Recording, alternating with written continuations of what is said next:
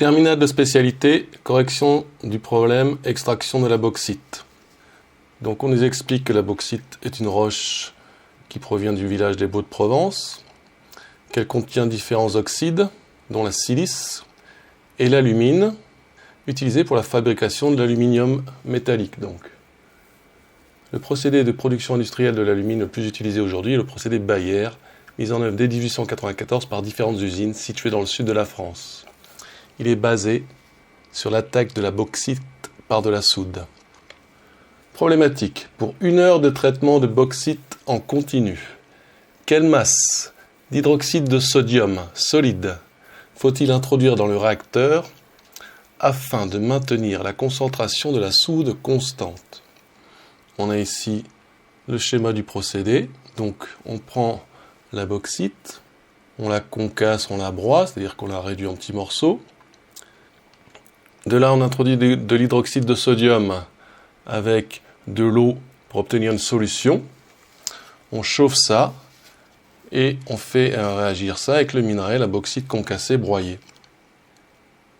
Il va en résulter de l'aluminate de soude avec d'autres résidus qui ne sont pas solubles. Du coup, on va laisser décanter et on va éliminer tous ces résidus insolubles qui contiennent des oxydes de fer et de silicium. On récupère la liqueur, c'est-à-dire une solution un peu épaisse d'aluminate de soude qu'on va faire cristalliser, c'est-à-dire qu'on va refroidir.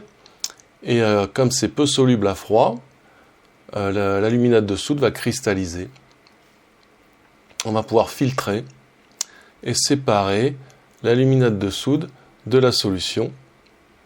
Ensuite, on va chauffer ça très fort, c'est-à-dire calciner, pour obtenir au final l'alumine.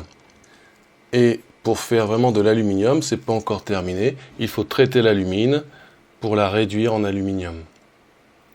Mais c'est pas traité dans cet exercice. Ici, on récupère la solution de soude qui n'a pas réagi pour la réintroduire à ce niveau-là.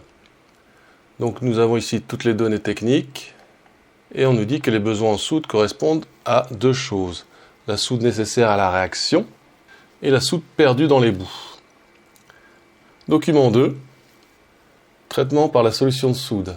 Le minerai est attaqué par donc la solution de soude, Na plus H-, sous une pression de 10 bars. Il y a une température de 250 degrés Celsius. Donc la réaction qui se produit, c'est l'alumine, donc qui est présent dans la bauxite, attaquée par la soude, les ions H-, enfin les ions H- de la soude, pour former cet aluminate dont il était question ici. La soude n'ayant pas réagi est recyclée, etc., comme on l'a vu précédemment ici. Il va falloir traiter 2 choses. La soude nécessaire à la réaction, c'est ce qu'on va faire en premier. Quelle est la quantité de soude NaOH nécessaire à la réaction? La réaction, c'est celle-ci. Que nous dit cette réaction? On va déjà se placer dans 1 heure, puisqu'on nous demande pour 1 heure. En 1 heure, 10 kg de bauxite est consommé dans le dispositif. On nous explique que cette bauxite contient uniquement la moitié d'alumine. Donc 5 kg, 50 centièmes de 10 kg. On va mettre ça en mol en divisant par la masse molaire.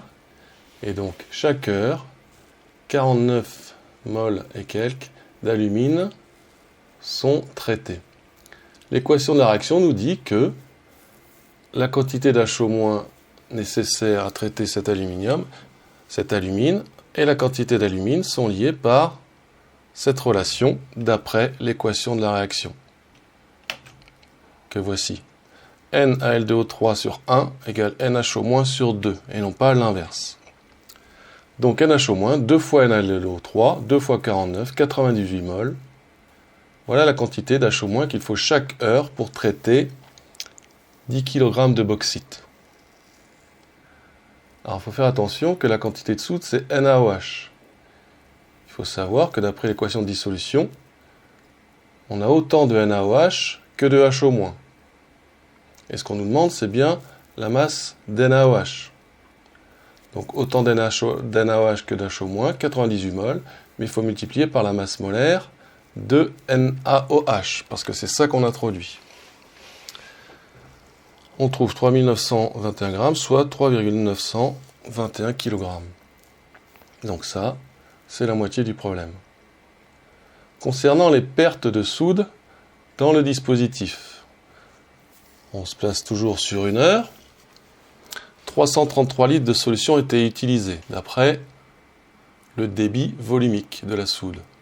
333 litres par heure. Soit une quantité de matière, N égale C fois V. On connaît la concentration, qui est donnée ici. 4123 moles. On convertit ça en masse en multipliant par la masse molaire, 164,9 kg. Mais on nous dit évidemment que seul 2,5% de cette soude est perdue dans les boues. Les boues, c'est-à-dire tout ce qui n'est pas aluminate de soude, oxyde de fer donc, et de silicium. Donc 2,5% de cette masse, ce qui nous fait 4,123 kg.